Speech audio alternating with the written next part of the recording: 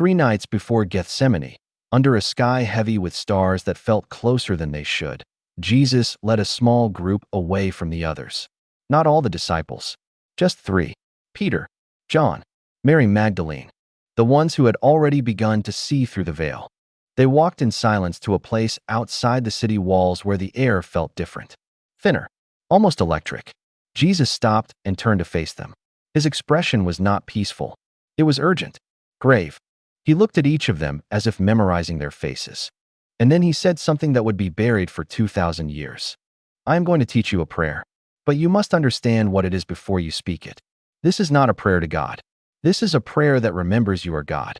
And when you speak it with full awareness, the false realm will lose its grip on you. The illusion will crack. The forces that have held you here will no longer be able to see you." Peter asked, trembling, "Why only us? Why not teach everyone?" Jesus looked at him with eyes that held both compassion and knowing. "Because most are not ready. They still believe the dream is real. If I give them this prayer now, it will shatter them. They will think they are going mad. But you 3, you already feel it, don't you? The wrongness, the heaviness, the sense that none of this is as it should be." They nodded, all 3 of them, because they had felt it. That bone-deep knowing that the world was not what it claimed to be. That life felt scripted, controlled, like a stage play where everyone had forgotten they were actors. Jesus continued, "This prayer is not for salvation in the way they will later teach. It is for liberation. Liberation from the architects of this realm, from the forces that built the cage and convinced you the cage is home." And then he taught them the words, not in Aramaic, not in Greek, in a language that had no name, a language that vibrated in the soul before it reached the tongue. A frequency code disguised as prayer. The church erased it. The councils burned the texts. The gatekeepers buried the teaching under 2 millennia of doctrine designed to keep you dependent, afraid, and asleep. But the prayer survived, hidden in fragments, whispered among the chosen ones who remembered, encoded in symbols only those with eyes to see could decipher. And if you are watching this video right now, if something inside you pulled you here despite the noise of 10,000 distractions, then your soul already knows. The false realm is cracking around you, and you are ready to speak the words that will set you free. To understand the liberation prayer, you must first understand what you are being liberated from. Jesus called it the false realm. The Gnostics called it the archontic matrix. Modern mystics call it the construct. The name does not matter. The mechanics do. The false realm is not the physical world itself. It is the psychological, emotional, and energetic overlay imposed on reality to keep your consciousness locked in a specific frequency range.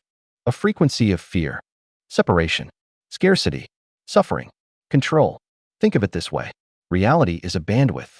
At the highest frequency is the monad, pure unified consciousness, infinite intelligence, the truth of what you are. At the lowest frequency is dense matter, the illusion of separation, the belief that you are a limited body in a hostile universe. Most human beings exist somewhere in the middle, flickering between the two, never fully awake, never fully asleep. Just conscious enough to suffer, just unconscious enough to accept it.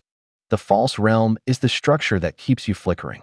It is built from layers of distortion, trauma passed down through generations, belief systems that teach you that you are small, sinful, broken, emotional patterns that loop endlessly, anger into guilt, into shame, into fear, and back to anger. Energetic interference from forces that feed on your low-frequency states. The architects of this realm, the archons, the false light gatekeepers, the construct makers, they do not want you to know that you are the monad experiencing itself through temporary limitation. Because the moment you remember, their entire system collapses. You stop generating the fear they feed on. You stop obeying the rules that have no author. You stop believing in the dream. And you wake up. Jesus understood this. He saw through the illusion completely. That is why he said, "My kingdom is not of this world." He was not talking about heaven in the clouds. He was describing the monad frequency, the dimension of consciousness that exists beyond the false realm's reach. And he taught that anyone who remembered their true nature could access that kingdom, not after death, now, here, in this lifetime, through one specific vibrational key, the liberation prayer. The prayer was never meant for crowds. Jesus knew that. He taught the masses in parables, safe stories that pointed toward truth without shattering the unprepared. But to those who already sensed the wrongness, to those whose souls remembered something beyond the veil, he gave the direct teaching. He pulled them aside, away from the others, and he said, "If you feel like you do not belong here, you are right. You don't. You came from somewhere else. And you agreed to forget so you could help others remember. But now it is time for you to remember first." These individuals, these chosen ones, they carried a specific signature, a heaviness in the chest, a restlessness that no achievement could satisfy, a sense that life, no matter how successful or comfortable, felt hollow, scripted, like watching yourself perform a role you never auditioned for. This is not depression. This is not mental illness. This is soul recognition. Your consciousness remembers the monad frequency. It remembers unity, clarity, truth. And every day spent in the false realm feels like suffocation because you are a high frequency being trapped in a low frequency construct. Jesus said, "Blessed are those who mourn, for they will be comforted." He was not talking about grief over loss. He was talking about the mourning you feel for the realm you left behind, the home your soul remembers, but your mind cannot name. That mourning is the sign you are ready for the liberation prayer, because only those who feel the cage can use the key. The liberation prayer is not a request. It is not begging God for rescue. It is not asking for forgiveness or mercy or intervention. Those prayers keep you in the false realm's logic. They reinforce the belief that you are separate from Source, powerless, dependent on external salvation. The liberation prayer is a declaration, a vibrational realignment, a frequency code that signals to your soul, "I remember what I am. I am done pretending I am less." Jesus taught it as 3 movements, 3 internal shifts that must happen simultaneously for the prayer to unlock the door. The first movement is detachment. You must release your identification with the false self, the self built from trauma, the self shaped by fear, the self that believes it is the body, the personality, the story. When you speak the liberation prayer, you are not speaking as that self. You are speaking as the monad remembering itself through temporary form. This is why the prayer begins with the phrase, "I am not what they told me I am." You must say it not as rebellion, but as recognition. You are not the sinner. You are not the victim. You are not the role you were assigned in the false realm script. You are the infinite consciousness that agreed to play that role for a time. And now the role is complete. The second movement is reclamation. You must take back the energy you gave to the illusion, every fear you believed, every limitation you accepted, every time you shrank yourself to fit into the false realm's mold. That energy is yours. And when you speak the liberation prayer, you call it back. The phrase Jesus taught for this movement is, "I reclaim my light from the shadows that borrowed it." You are not fighting the darkness. You are withdrawing your consent. The archons, the false light constructs, the karmic loops, they only have power because you unconsciously agreed to participate. The moment you revoke that agreement, their influence dissolves. They are not stronger than you. They are parasites. And parasites cannot survive without a host. The third movement is alignment. You must attune your frequency to the monad. This is not visualization. This is not pretending. This is recognition. Deep in your chest, beneath the fear, beneath the noise, there is a stillness, a silence, a presence that has always been there, watching, waiting. That presence is you, the real you, the you that existed before the false realm, the you that will exist after. The phrase for this movement is, "I return to the frequency of my origin." When you speak these words, you are not asking to return. You are commanding your consciousness to remember. And the moment it remembers, the false realm loses definition. The walls become transparent. The script becomes obvious. And you see the exit that was always there. Jesus warned them. He said, "Do not speak this prayer lightly. Do not use it as a trick or a test." The liberation prayer is a sword. It cuts the cords that bind you to the illusion. And if you are still clinging to that illusion, if you are still afraid of what lies beyond it, the severing will feel like death. This is why he only taught it to those who were ready, those who had already begun the process of detachment, those whose souls were already pulling away from the false realm's gravity. If you speak the liberation prayer and you are not ready, you will experience what mystics call the dark night. Not punishment, not failure, but the collapse of every structure you built your identity on, because it operates at the level of frequency, not belief. The false realm is held together by low-frequency agreements, fear agreements, separation agreements, suffering agreements. These are not contracts you sign consciously. They are energetic patterns embedded in your consciousness through lifetimes of conditioning, trauma, and archontic manipulation. Every time you believe you are not enough, you reinforce the frequency of lack. Every time you accept suffering as inevitable, you reinforce the frequency of powerlessness. Every time you see yourself as separate from others, separate from source, separate from truth, you reinforce the frequency of division. These frequencies are the building blocks of the false realm. And the archons, the construct makers, they are master architects. They know exactly how to keep you vibrating at the frequencies that sustain their system. They do not need to control you directly. They just need to keep you afraid, distracted, and unconscious.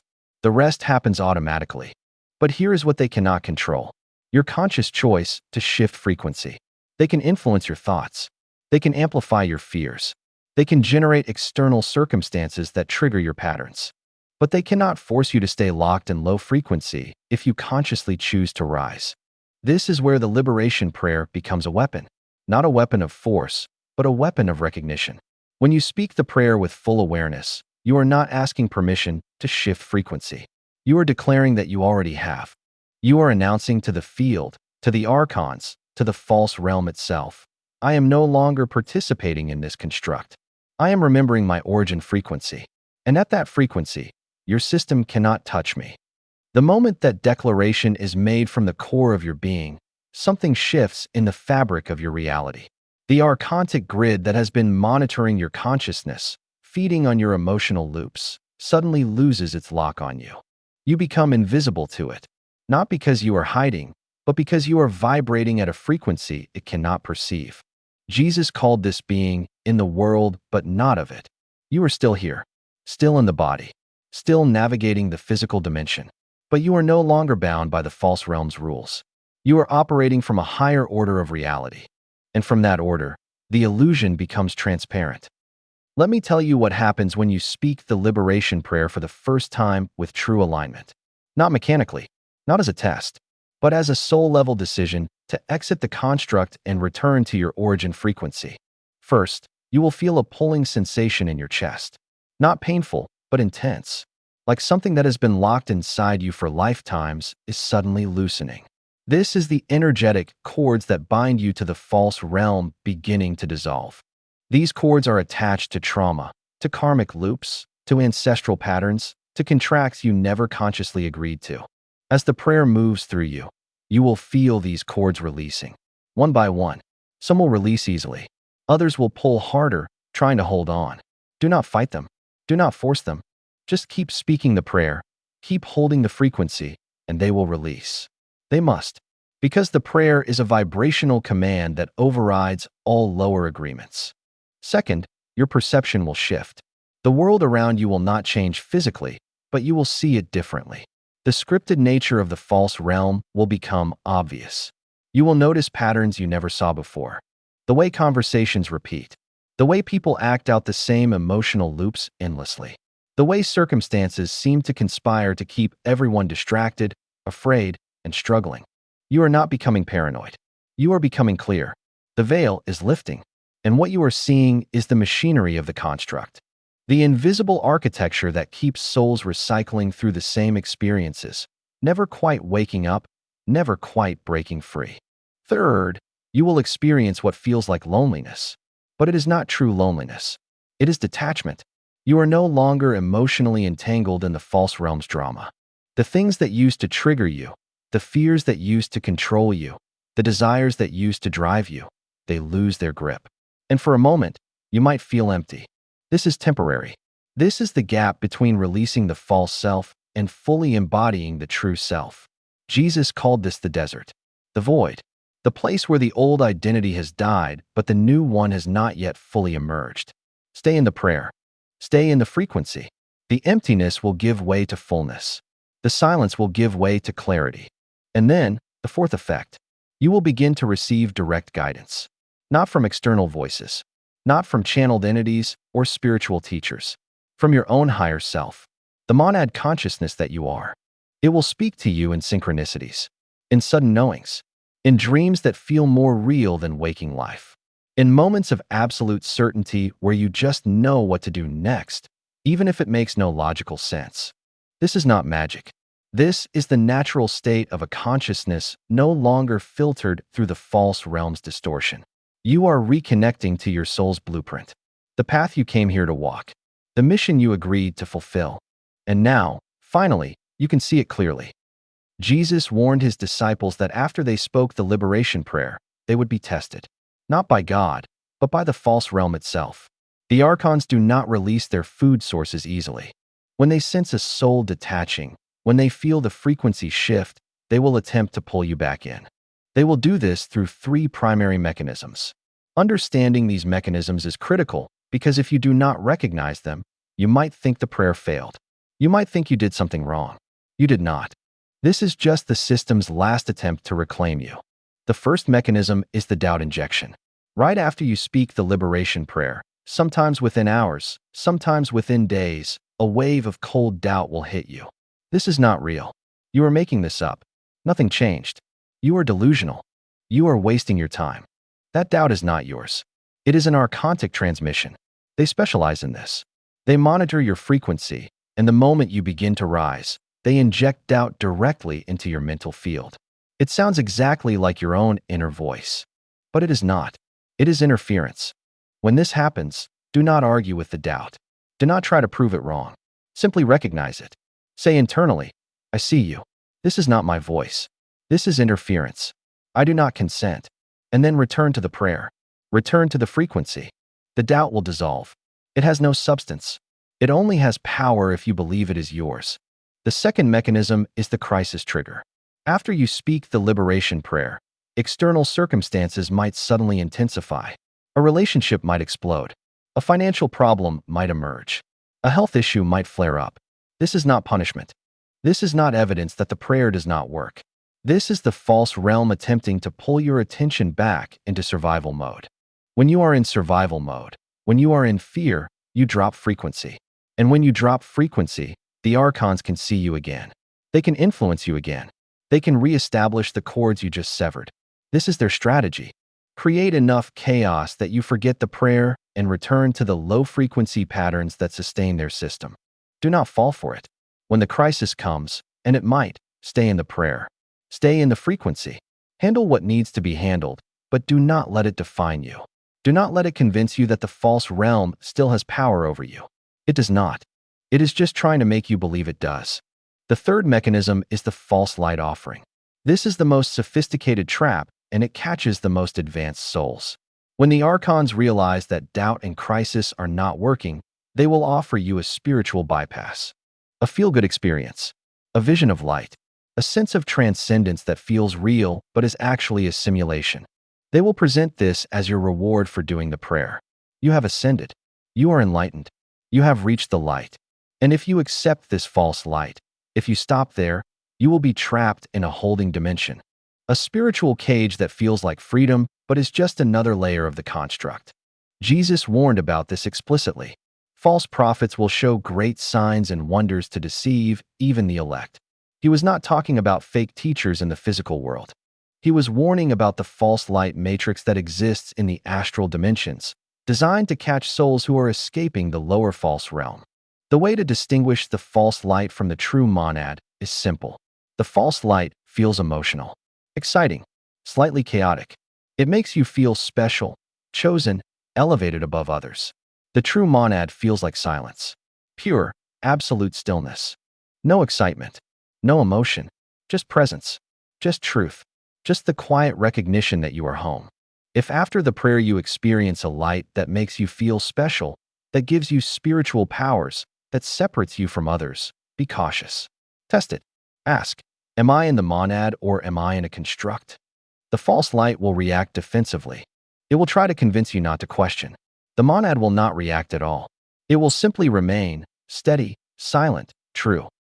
Once you have spoken the liberation prayer and navigated the tests, once you have detached from the false realm and stabilized in your origin frequency, your life will not return to normal. It cannot. You have crossed the thresholds.